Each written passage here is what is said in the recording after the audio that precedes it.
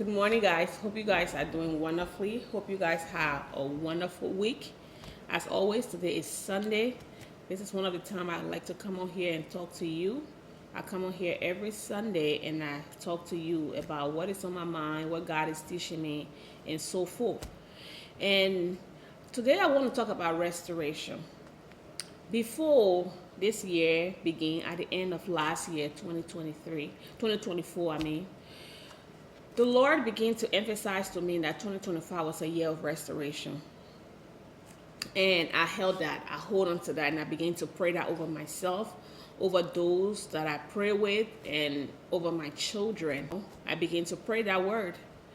And at the end of the year, I wrote that on cards, and my children and I sat down and we wrote that on card, and we placed it somewhere in our rooms where we could see it every time. And as I pondered the word throughout, several weeks later, a verse began to, a verse kept coming to mind, and it was in Joel 2:25. And it says in Joel 2:25, it says here that, and it says, "So I will restore to you the years that the swarming locust has eaten, the crawling locust, the consuming locust, and the chewing locust." And, I began to ponder on that. God said he will restore the years. He didn't say I will restore the days. He didn't say I will restore the minute. He said I will restore the years, not even a year, but the years that the locust has eaten. Those things that has been taken away from you. Those things where you have been wrong, all those things that have happened to you, I will restore. But then I begin to deeper, and I begin to ask more questions. So then, what happened before restoration? And I went to Joel and I began to study the scripture. And I realized that before restoration, there has to be a wholesome repentance. We see, if you look through the scripture, we see that God called the Israelites to repentance. He said they should have a wholesome repentance, meaning changing of their ways, things that they used to do, to change those things in order for them to have a restoration. When the prophet Joel, as he's giving this word, he is telling the Israelites, he's like, look, man, change your ways, change those things that you are doing. I'm just going to read a little bit of chapter 2, 12 and 13. It says that, "Now therefore says the Lord, turn to me with all your heart, with fasting and weeping and with mourning. So rend your heart and not your garment. Return to the Lord your God, for he is gracious and merciful, slow to anger and of great kindness, and he relent from doing harm." He's saying here, don't put up this facade, because I understand your heart. Turn your heart to me. God knows the heart. I'm sorry, guys, my kids are moving back and forth, but I got to give this message. He said, turn your heart to me, not just put up a front and say, okay, I have changed and now I need the restoration. He said, let it be a wholesome restoration. Turn your heart to me. Change. Repent.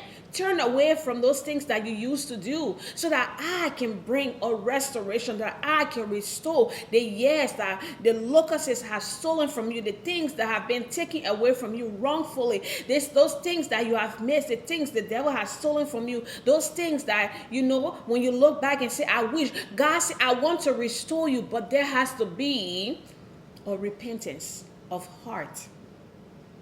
Or repentance. Repentance means to change, to turn away. And I saw that, I was like, wow. Many times I have quoted that scripture and said, God will restore the things, the locusts, the years, the locusts stole from me, and I will recite that verse. But I never knew that in order for there to be a restoration, there has to be repentance. There has to be a heart, a wholesome repentance to God. The reason I believe that repentance is required before restoration is because sometimes those things that have been done to us, those people that have hurt us, God wants us to change our heart. So that when we get to that place of restoration, we can have mercy, we can have grace on those people, we can have compassion, we can have the heart of God towards those people, and we can be ready, not only physically but spiritually, to be able to handle what is said that is being restored unto us. So that's why, in order for us to get restoration, there has to be repentance. You know, someone would say, you may say that, oh, so in order for God to bless me is conditional. I thought God was just supposed to bless me. But one thing I need you to understand is that God wants to bless you. It is the intention of God to bless you. But there are some things that you need to let go. There are some things that you need to change. Because God, take for example, if God bless someone who is a wicked person with much power, imagine what that is going to cost. So God must first bring you to a place of repentance, a place of change, so that when you get to the blessing, it can be beneficial for you and for those around you. So that it cannot even be harmful to you. Because sometimes blessings that is not cultivated without repentance can become a problem. There are many people that we see that are blessed with certain things, but they don't know how to handle the gifting, or they don't know how to handle the things that they have, and in the end it ends up destroying them.